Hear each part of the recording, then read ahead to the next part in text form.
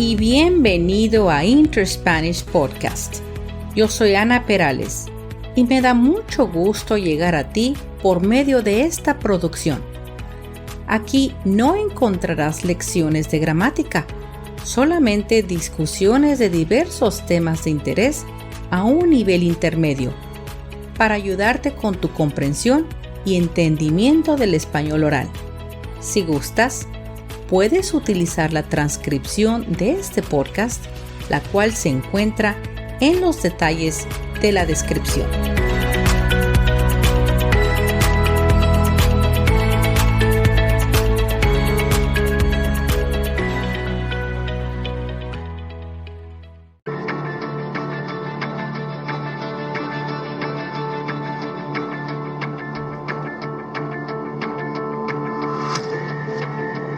A las 11 horas del día 11 del mes 11 de 1918.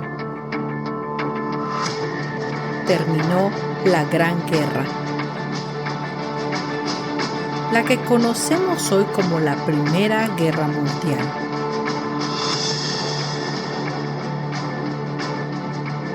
A las 5 de la mañana de esa mañana, Alemania, ya vencida, sin hombres ni suministros y enfrentada a una invasión inminente, firmó un acuerdo de armisticio. Eso significa la suspensión de las operaciones de guerra por un mutuo acuerdo entre los países en conflicto. Este tratado terminó la lucha en tierra, mar y aire en la Primera Guerra Mundial entre los aliados y su oponente, el Imperio Alemán, y fue firmado en un vagón de ferrocarril en las afueras de Francia y entró en efecto a las 11 de la mañana, tiempo de París, el día 11 de noviembre, y marcó así la victoria de los aliados.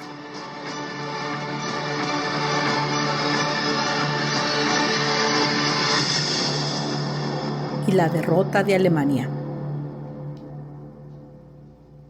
La Primera Guerra Mundial dejó un saldo de 9 millones de soldados muertos y 21 millones de heridos, y Alemania, Rusia, Austria-Hungría, Francia y Gran Bretaña perdieron casi 1 millón o más de vidas.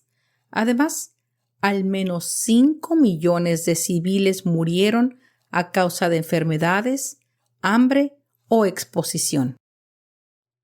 Una de las cosas más notables de la Primera Guerra Mundial es cuán avanzados, culturalmente hablando, eran Alemania, Gran Bretaña, Francia y Austria-Hungría, justo antes de la guerra. Representaban las civilizaciones más grandes del mundo en avances tecnológicos, científicos y culturales. Se podría decir que estaban produciendo las mejores obras de arte, literatura, arquitectura y música contemporáneas. Con la excepción de Alemania, todos estos países eran ricos y estables. Todos habían sido grandes potencias durante muchos siglos. Todos tenían lazos intensos entre sí, tanto entre líderes individuales como entre los imperios y naciones en su conjunto. Gozaban de vínculos que los unían cultural, económica, social y políticamente. A medida que se desarrollaban los primeros años del siglo XX, el mundo, al menos el mundo occidental, parecía estar entrando en una nueva era de globalización. Paz, prosperidad, lujo, electricidad, mayor acceso a la información, comunicaciones, transporte relativamente rápido, e iban mejorando la medicina. De hecho, Europa había experimentado el periodo de paz más largo desde la antigua Roma, Con solo unas pocas excepciones notables, no hubo grandes guerras en el continente europeo desde la derrota final de Napoleón en Waterloo en 1815 hasta el estallido de la Primera Guerra Mundial en 1914. Pero nada esto importaba, ni la paz prolongada, ni la tecnología avanzada, ni los lazos cada vez más interrelacionados entre los futuros líderes combatientes, las naciones y los pueblos, ni su representación en los picos de la civilización humana en ese momento. Lo que entonces fue una larga paz se convirtió rápidamente en una de las guerras más destructivas en la historia de la humanidad. Una que estalló entre estas naciones más avanzadas del mundo debido a una serie de eventos y decisiones extrañas que tomaron a casi todos desprevenidos, ya que nadie contaba en lo mortal que esta guerra se convertiría.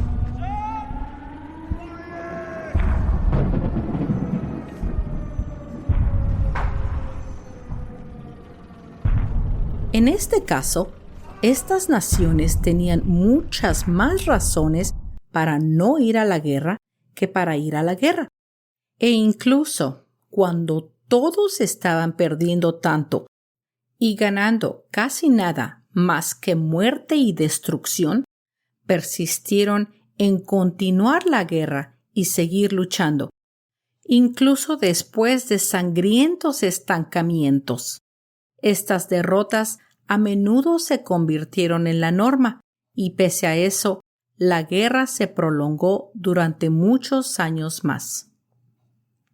Nada de esto fue racional o en el interés propio de estas naciones, pero ese es el camino que eligieron. De los líderes de las principales potencias, quienes comenzaron la guerra en 1914, ninguno permaneció en el poder ya para el final de la guerra. 4 de los 6 principales beligerantes iniciales, Alemania, Austria-Hungría, Rusia y el Imperio Otomano, tuvieron sus gobiernos derrocados en revoluciones y perdieron sus imperios por el fin de la guerra.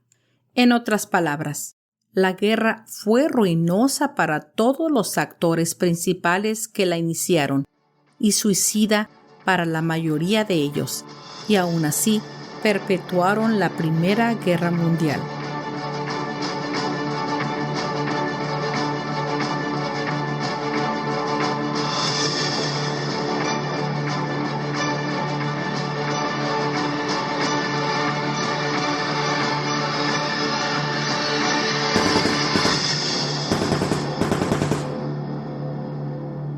Día del Armisticio. El Tratado de Versalles se firmó el 28 de junio de 1919, marcando el final oficial de la Primera Guerra Mundial. Sin embargo, la fecha del armisticio del 11 de noviembre de 1918 quedó como la fecha que marcó el final del conflicto. Un año después, en noviembre de 1919, el primer aniversario del fin de la Primera Guerra Mundial durante la presidencia de Woodrow Wilson de Estados Unidos, el Congreso aprobó una resolución en 1926 para formalizar una observancia anual el día 11 de noviembre como una celebración dedicada a la causa de la paz mundial y que en lo sucesivo será celebrado y convertirla como el Día del Armisticio. En 1954, después de los esfuerzos de las organizaciones de servicios para veteranos, el 83º Congreso de los Estados Unidos enmendó la ley de 1938 que había hecho del día del armisticio un día feriado. Esto quiere decir un holiday en inglés, cambiando la palabra armisticio en favor de veteranos. El presidente Dwight D. Eisenhower firmó la legislación el 1 de junio de 1954 y a partir de entonces, el 11 de noviembre se conoce oficialmente como el Día de los Veteranos, un día para honrar a los veteranos estadounidenses de todas las guerras. El Día de los Veteranos no debe confundirse con el día feriado llamado Memorial Day en inglés, que se celebra el cuarto lunes de mayo y que rinde homenaje a los miembros del servicio estadounidense que murieron en servicio a su país o como resultado de lesiones sufridas durante la batalla. Mientras que el Día de los Veteranos rinde homenaje a todos los veteranos estadounidenses, vivos o muertos, pero especialmente da gracias a los veteranos aún vivos quienes sirvieron a su país de manera honorable durante la guerra o en tiempos de paz. El Congreso aprobó cambiar la fecha de la observación del Día de los Veteranos al cuarto lunes de octubre, pero esto produjo confusión, ya que muchos estados de la nación desaprobaron este cambio y continuaron observando el día feriado en su fecha original, el día 11 de noviembre. En 1975, después de que se hizo evidente que la fecha real del Día de los Veteranos tenía un significado histórico y patriótico para muchos estadounidenses, el presidente Gerald Ford firmó una nueva ley devolviendo la observación del Día de los Veteranos al 11 de noviembre a partir de 1978. La observación del día normalmente incluye desfiles y reuniones públicas en muchas ciudades del país, así como una breve pausa en las actividades comerciales y escolares a las 11 de la mañana. Anualmente, yo asisto al desfile local de mi comunidad, donde muchas bandas escolares, grupos y asociaciones de apoyo a los veteranos participan en este desfile, así como automóviles antiguos de show, cuerpos ecuestres, civiles y de la policía, o sea, la policía montada a caballo. También desfilan grandes vehículos militares como jeeps, tanques, etc. Estos desfiles son eventos bien participados y muy bien organizados. Fuera de los Estados Unidos, Gran Bretaña, Francia, Australia y Canadá también conmemoran a los veteranos de la Primera y Segunda Guerra Mundial el 11 de noviembre o cerca de esta fecha. Canadá tiene el Día del Recuerdo, mientras que Gran Bretaña tiene el Domingo del Recuerdo, el segundo domingo de noviembre. En Europa, Gran Bretaña y los países de la Commonwealth es común guardar 2 minutos de silencio a las 11 de la mañana cada 11 de noviembre. Las tradiciones del Día de los Veteranos. La tumba del soldado desconocido es un monumento ubicado en el cementerio de Arlington, en los Estados Unidos, y se encuentra en la cima de una colina con vistas a Washington, D.C. Este monumento está dedicado a la memoria de los soldados estadounidenses fallecidos en acción de guerra y cuyos restos no pudieron ser identificados.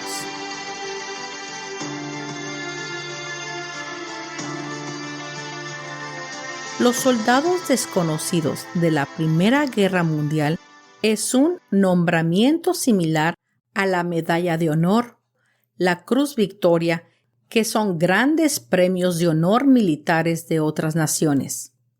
Los soldados desconocidos estadounidenses que fueron enterrados posteriormente También se consideran como ganadores de la Medalla de Honor otorgada por el presidente de Estados Unidos que presidió su funeral. El 11 de noviembre de 1921, el soldado desconocido traído de Francia fue enterrado debajo de una tumba de mármol de 3 niveles.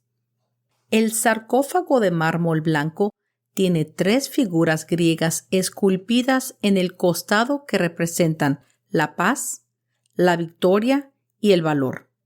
También hay 6 coronas, 3 esculpidas en cada lado, que representan las 6 campañas principales de la Primera Guerra Mundial. En la parte posterior de la tumba hay una inscripción que dice: «Aquí descansa en honor y gloria un soldado estadounidense conocido solo por Dios». El día Memorial Day de 1921 marca la fecha cuando 4 soldados desconocidos fueron exhumados de 4 cementerios americanos de la Primera Guerra Mundial en Francia. De estos 4 soldados no identificados, solo uno sería escogido al azar para llevarlo de regreso a los Estados Unidos y enterrarlo en la tumba de Arlington. Los otros 3 no elegidos fueron enterrados en Francia. El sargento del ejército, Edward F. Younger, eligió al soldado desconocido de la Primera Guerra Mundial, colocando un ramo de rosas blancas en uno de los ataúdes. El desconocido elegido fue transportado a los Estados Unidos a bordo del USS Olympia. El presidente Warren G. Harding ofició en las ceremonias de entierro en el anfiteatro conmemorativo el 11 de noviembre de 1921. En 1956, el presidente Dwight E. Eisenhower firmó un proyecto de ley para seleccionar y rendir tributo a los desconocidos de la Segunda Guerra Mundial y la Guerra de Corea.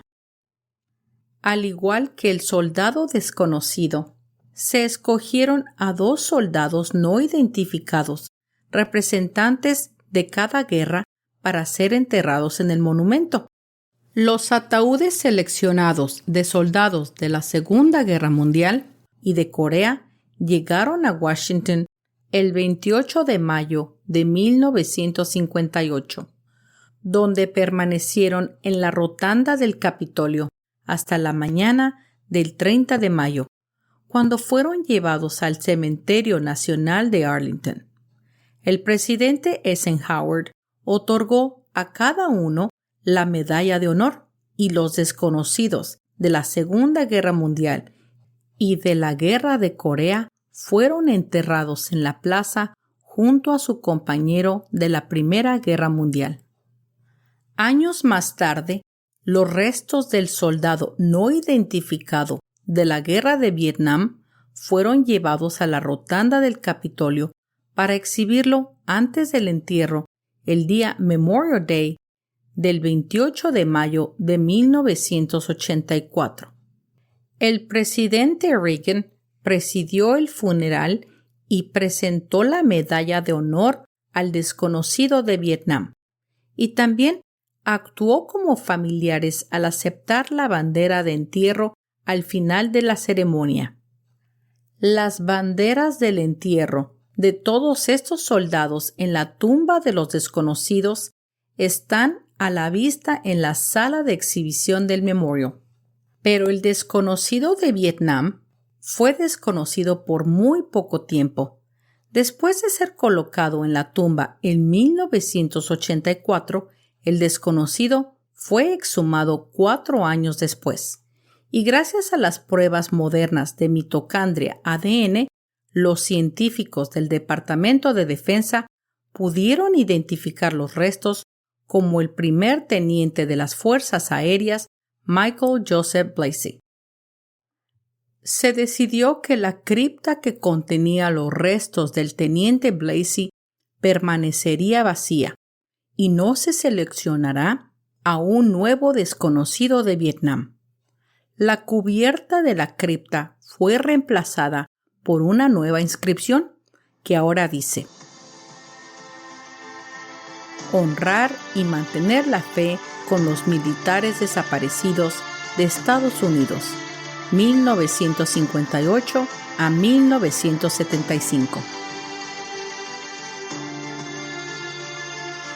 En los Estados Unidos se lleva a cabo una ceremonia oficial de colocación de ofrendas florales cada día de los veteranos en la tumba del soldado desconocido en el Cementerio Nacional de Arlington, mientras que los desfiles y otras celebraciones se llevan a cabo en los estados de todo el país. El cementerio alberga las tumbas de más de 400,000 personas, la mayoría de las cuales sirvieron en el ejército. ¿Sabías que las amapolas rojas, conocidas como la amapola del recuerdo, es una flor artificial que se usa en algunos países para conmemorar al personal militar que murió en la guerra? Son el símbolo de la Primera Guerra Mundial desde su aparición en el amado poema In Flanders Fields por John McCrae. Hoy, la amapola del recuerdo se utiliza principalmente en el Reino Unido y la Commonwealth, donde ha sido registrado por las asociaciones de veteranos para la recaudación de fondos. En esos países, las amapolas pequeñas se usan a menudo en la ropa antes del Día del Recuerdo o Día del Armisticio, y las coronas de amapolas a menudo se colocan para decorar en los monumentos de guerra. Después de un poco más de 100 años desde el final de la Primera Guerra Mundial, hoy debería de ser una ocasión extraordinaria para reflexionar sobre la historia, la magnitud, sus horribles costos y el legado de lo que una vez se conoció comúnmente como la Gran Guerra, la guerra individual más catastrófica en la historia occidental hasta ese momento, o al menos desde la caída de Roma, y fácilmente uno de los peores y más letales de la historia mundial. La violencia en el animal humano siempre está ahí, debajo de la superficie, lista para estallar sin previo aviso. Las naciones y la sociedad humana, como colecciones de seres humanos individuales, claramente no son diferentes. La Primera Guerra Mundial parece que no fue una lección suficiente para que la humanidad aprendiera de las terribles catástrofes que las guerras atraen. Y así, sin reparo alguno, años más tarde, el mundo se entregaría a un gigante de guerra aún más feroz y hambriento, un monstruo que cobraría más de 60 millones de vidas de soldados y civiles, incluyendo unos 20 millones que murieron por enfermedades y hambre. Esta sería la Segunda Guerra Mundial. El esfuerzo estadounidense durante la Segunda Guerra Mundial vio la mayor movilización del ejército, la armada, la infantería de marina y la fuerza aérea en la historia de la nación, con un total de más de 16 millones de personas. No hay una manera fácil de terminar con este episodio. Deberíamos hacer una reflexión sobria que tome una medida de la historia, de su impacto en el presente y los efectos potenciales en el futuro, y en los muchos millones de vidas truncadas en condiciones que pocos de nosotros podríamos ni imaginar y mucho menos soportar. De hecho, no sé qué es más fácil decir: el increíble impacto que tuvieron 4 miserables años en el lapso de la historia humana en el mundo hace ya 100 años, o el impacto que todavía está teniendo y seguirá teniendo el increíble número de víctimas de vidas perdidas, alrededor de unos 17 millones de muertos, o la total falta de conciencia general en la actualidad de todas estas cosas. En este Día de los Veteranos, espero que todos los estadounidenses hagan una pausa en sus actividades del día feriado, que pausen su picnic, sus partidos de fútbol y el trabajo en el jardín, y piensen en las muchas libertades que tenemos: libertad de expresión, libertad para reunirse, libertad para elegir a nuestros líderes, libertad de prensa, libertad de religión y la independencia para vivir nuestras vidas y buscar la felicidad como deseamos. También debemos recordar el por qué todavía gozamos de estas libertades garantizadas por nuestra Constitución, y es, sin ninguna duda, por los hombres y mujeres valientes que se han levantado en armas para defender cada vez que nuestro país y nuestras libertades han sido amenazadas. Hoy tenemos más de 1 millón de soldados, marineros, aviadores, infantes de marina y guardacostas que defienden nuestra libertad e independencia en todos los rincones del mundo y en casa. Más de 2,000 han resultado gravemente heridos en los escenarios de guerra de Irak y Afganistán, y como resultado han perdido parte de su libertad e independencia.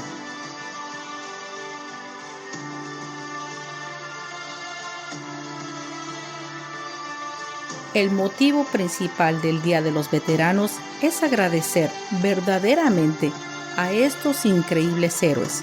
Para ustedes, veteranos de todas las épocas, los saludo por su servicio y sacrificio.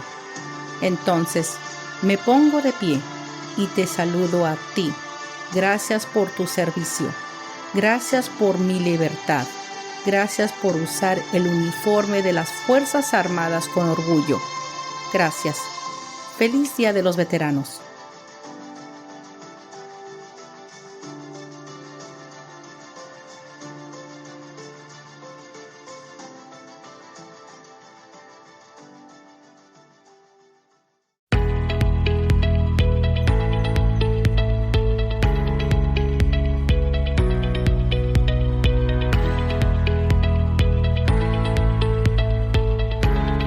Hemos llegado al final de este episodio y quiero agradecerte el que me hayas prestado tu atención y escuchado hasta el final. Yo espero que hayas disfrutado de esta narración y quiero invitarte a que entres a mis redes sociales de InterSpanish. Ahí encontrarás más información y algunas fotos sobre los episodios. También puedes comentar, hacer preguntas y comunicarte conmigo. También quiero invitarte a mi nuevo canal de YouTube, donde podrás no solo oír los episodios, pero también verlos. Son como una especie de mini documentales. Son pocos, pues voy empezando, pero creo que te van a fascinar. Suscríbete, hazle like y comenta y dime qué piensas para que pueda mejorar el canal. Yo te lo voy a agradecer. Si gustas, también me puedes enviar un correo electrónico a interspanishpodcast@gmail.com. Espero me acompañes al próximo episodio de InterSpanish. Hasta pronto.